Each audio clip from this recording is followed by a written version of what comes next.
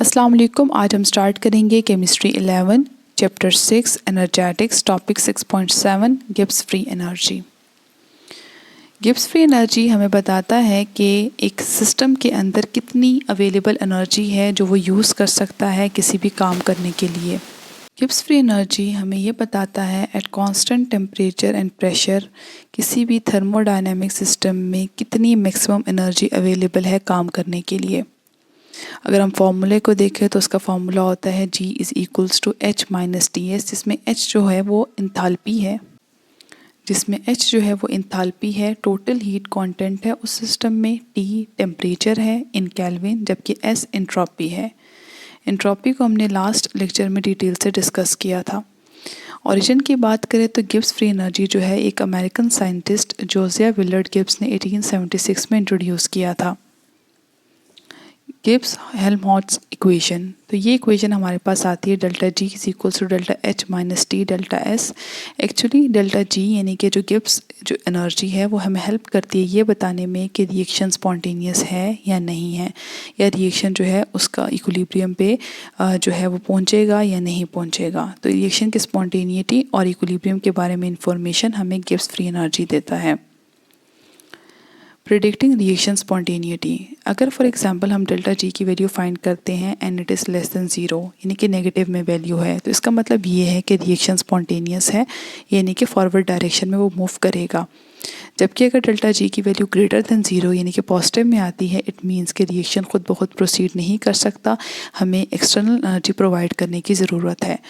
और अगर delta G की वैल्यू इक्वल टू 0 है, इट मीन्स के रिएक्शन इक्विलिब्रियम पे है और कोई भी चेंज नहीं आएगा। तो इस तरह हमें रिएक्शन के इक्विलिब्रियम के बारे में और स्पॉन्टेनिटी के बारे में इंफॉर्मेशन गिब्स फ्री एनर्जी देता है। डेल्टा G की वैल्यू हमें फेस ट्रांजिशन के बारे में भी इंफॉर्मेशन देती है। मेल्टिंग पॉइंट ऑफ आइस, जैसे कि मेल्टिंग पॉइंट पे डेल्टा G की वैल्यू इक्वल टू 0 होती है, क्योंकि मेल्टिंग पॉइंट पे सॉलिड और लिक्विड फेस जो होता है वो इक्विलिब्रियम पे होता है। जबकि बिलो मेल्टिंग पॉइंट जो है डेल्टा G की वैल्यू ग्रेटर देन 0 होती है, क्योंकि हमें बताता है कि सॉलिड फेस ज़्यादा स्टेबल है, क्योंकि हमें पता है कि सॉलिड फेस जो है वो ज़्यादा जो है वो ऑर्डर्ड स्टेट में होता है, इसीलिए डेल्टा G की वैल्यू ग्रेटर देन 0 होती है। जबकि above melting point delta G की वैल्यू लेस देन 0 होती है, जिससे हमें ये इन्फॉर्मेशन मिलती है कि लिक्विड फेस ज़्यादा स्टेबल है, या हम ये कह सकते हैं कि जो लिक्विड फेस है वो मोर डिसऑर्डर्ड है। Enthalpy and calorie content of food, calorie measurement, किसी भी फूड के अंदर कितनी एनर्जी स्टोर है ये हमें कैलोरी से इंफॉर्मेशन मिलती है, और 1 किलो कैलोरी इक्वल होती है 4.184 किलो जाउल्स के।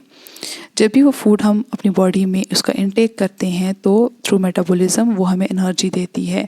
तो एंथैल्पी चेंज ड्यूरिंग डाइजेशन या मेटाबॉलिज्म हमें ये बताती है कि हमें कितना फूड कंटेंट में हमें कितना जो है वो कैलोरी जो है वो एनर्जी मिली थी। ठीक है, नेक्स्ट है हमारे पास गिब्स फ्री एनर्जी की समरी। अगर हम इसको देखें तो ये हमें बताती है कि मैक्सिमम रिवर्सिबल वर्क हम कितना ऑब्टेन कर सकते हैं किसी भी सिस्टम से, मतलब कि एक सिस्टम हमें मैक्सिमम कितना काम करके दे सकती है, और ये हमें स्पॉन्टेनिटी हमें पता लगती है with the help of delta G value. जैसे हमने डिस्कस किया कि लेस देन 0 होगी तो इट मीन स्पॉन्टेनियस है, ग्रेटर देन 0 होगी तो नॉन स्पॉन्टेनियस है। इसके अलावा हमें जो है फेस चेंजेस के बारे में बताती है, जैसे कि एट मेल्टिंग पॉइंट इनकी वैल्यू इक्वल टू 0 होती है।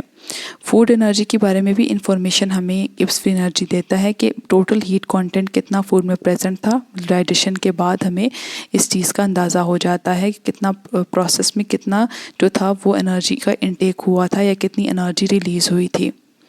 आई होप कि आपको ये टॉपिक समझ में आ गया होगा। Thank you so much. अल्लाह हाफिज़।